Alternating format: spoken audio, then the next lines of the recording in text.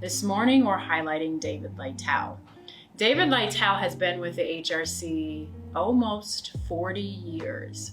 He has served as our construction specialist with the Minority Business Assistance Center.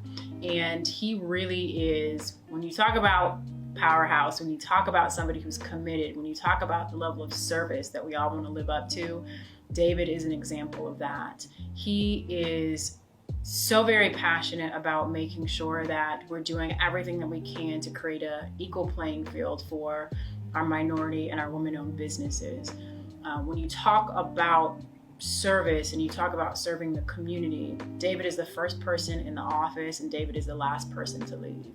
David is working countless hours on the weekend to make sure that we are doing everything that we can to create an ecosystem in this community and beyond that supports, that appreciates, and that invests in our small and minority businesses and make sure that there's inclusion of those businesses across the board.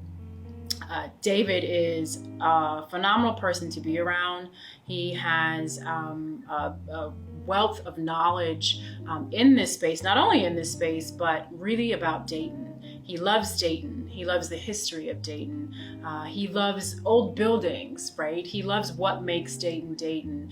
And because of that love has created a new initiative that we're so excited to get off the ground in the area of historical preservation and making sure that minority businesses have an opportunity as we're kind of uplifting and bringing life back to old buildings within the city and all of its historic districts, making sure that there's opportunities for these businesses to play a role in that piece.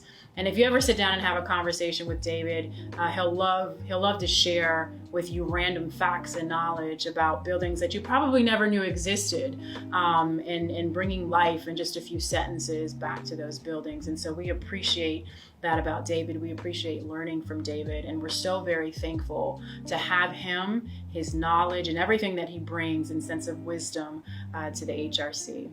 Thank you, David.